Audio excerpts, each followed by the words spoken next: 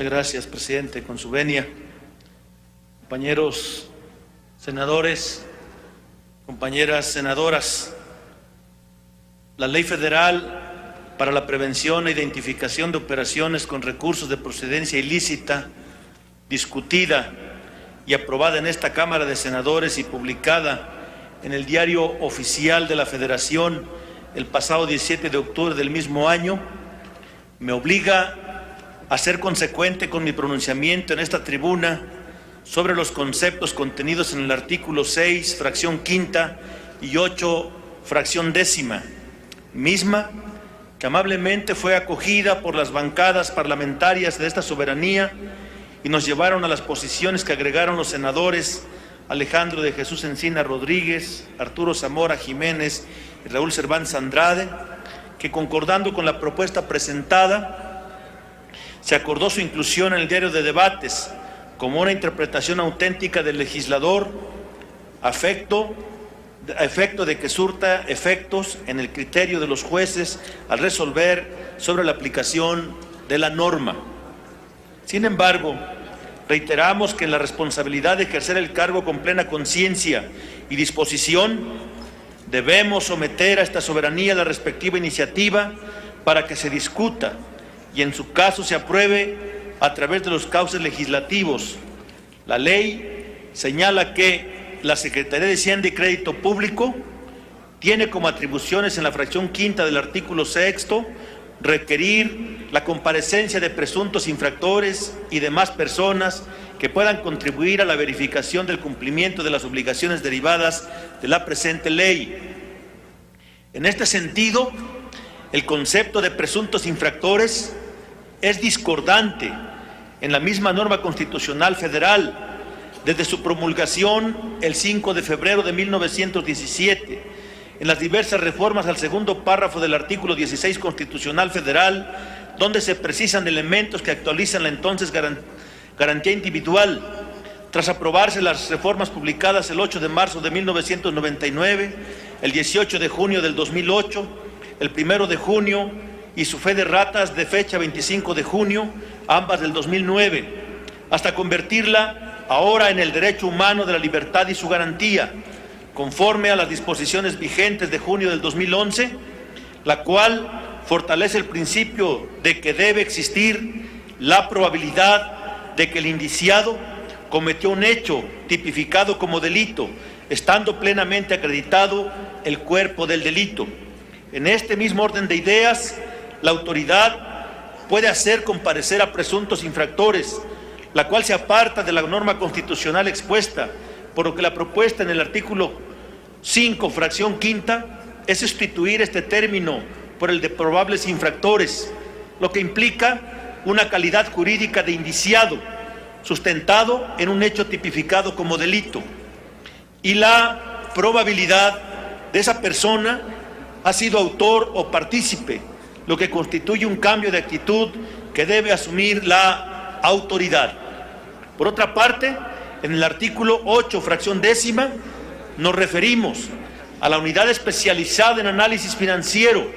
que deberá implementar la Procuraduría General de la República, prevista en el artículo 7 de la ley citada, en la cual esta unidad tiene como atribución requerir informes, documentos, opiniones y elementos de prueba en general a las dependencias y entidades de la administración pública de los 3 órdenes de gobierno y a otras autoridades, organismos públicos autónomos, incluso constitucionales, y a aquellas personas responsables de dar avisos en las organizaciones con actividades sujetas a supervisión previstas en esta ley. En todos los casos,